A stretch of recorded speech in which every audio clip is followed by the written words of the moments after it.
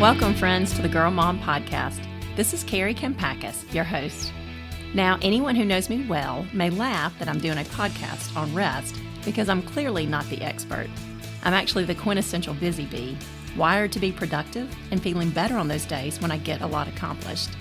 But what I'm learning as I quickly approach 50, and also after almost 20 years of parenting, is that rest is crucial to long-term health. The bad habits we got away with when we were younger, like pulling all-nighters or just living with our hair on fire and being busy all the time, they start to take a bigger toll as we age. No longer can we live like we were used to living.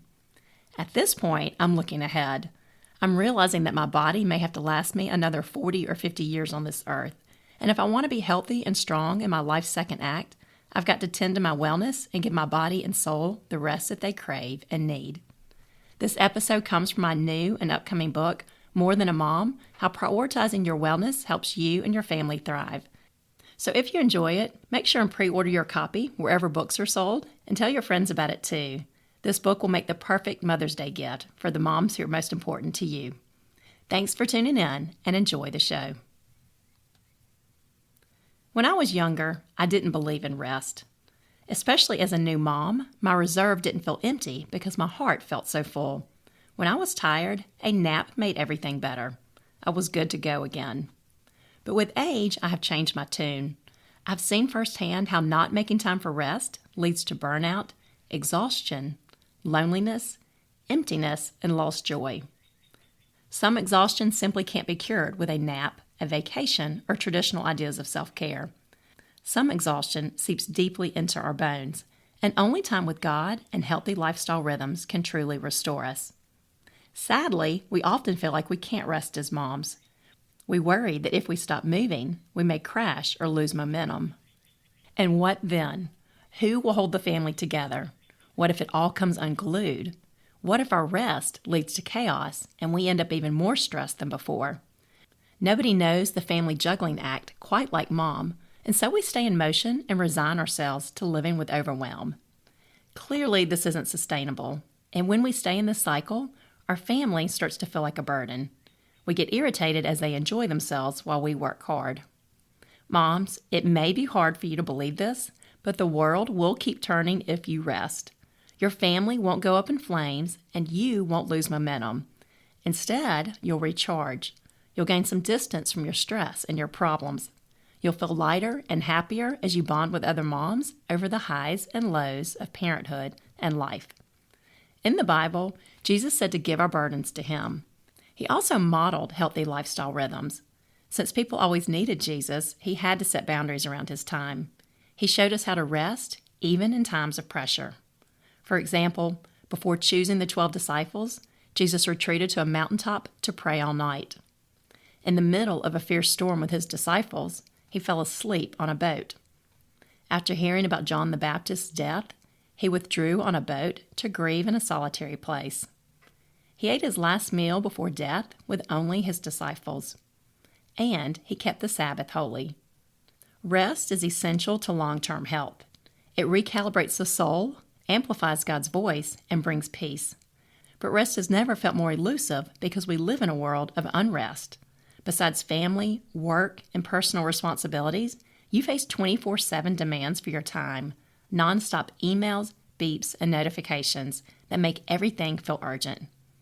When I was growing up, and maybe when you were growing up too, it was considered rude to call someone after 9 p.m. at night. Families had a buffer that let them rejuvenate and decompress at home. But now that buffer is gone. It's no longer taboo to reach out at a crazy hour. Today's world has no boundaries, and this presents more ways to spend your time and also more ways to compare yourself to other moms. The good news is, all these demands on your time really are not urgent. And with God's help, you can prioritize what is important over what is urgent.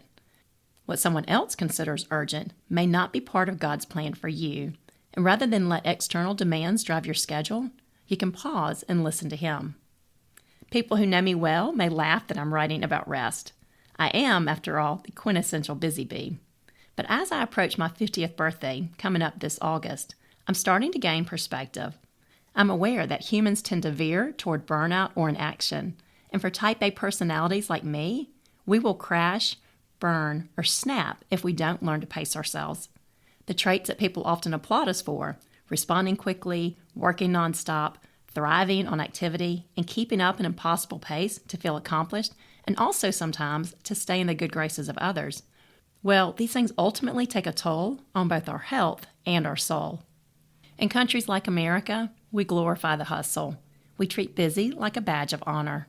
But if you ask me, I think it's pretty clear that we have a problem and that we're struggling with this problem based on the many best-selling products and trends that promise to ease our stress. Things like weighted blankets, CBD oil, essential oils, melatonin tablets, diffusers, therapy dogs, sound machines, yoga, meditation, aromatherapy candles, silent retreats, and popular apps like Headspace and Calm. These things are all a sign of our times. They show how desperate we are to escape the frantic pace of society and also the restlessness inside our minds. We all have crucial and meaningful work to do, and we all want our lives to matter. But we'll never be our best selves if we live with our hair on fire. To go the distance, we need grace and downtime. We need time to stop, breathe, pray, and just give thanks for the life we've been given. One comfort of the Christian life is knowing how God works with even our smallest offerings. He values your heart over your output, and He multiplies what you give Him. Like His miracle of turning 2 fish and 5 loaves of bread from a young boy into a feast for 5,000 people, He'll work through you at any capacity. So if you're feeling tapped out right now, just know that it's okay. Just bring what you have to the table and let God take it from there. Mothers need rest for the same reasons that everyone else needs rest, because we are human beings and not human doings. Your value comes from being a child of God, not from your performance or outward success. Even on your best days, you still have limits. You still need rest and renewal. Value your health as you hope your children will value their health as they grow up. Help the next generation learn from our mistakes and also understand the cost of a life that keeps us perpetually busy.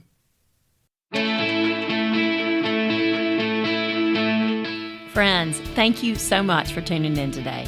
I am really grateful to have you here. And if you enjoyed the show, please follow the Girl Mom Podcast on iTunes or wherever you listen and leave a ratings or review so others can find these messages too. Also, please remember to pre-order my new book for moms, written for girl moms and for boy moms, that releases April 5th. The book is called More Than a Mom: How Prioritizing Your Wellness Helps You and Your Family Thrive. And this book is all about taking care of your inner wellness and letting your children witness your journey to become the best version of you.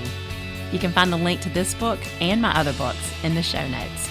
Thanks again for your support, and have a great day.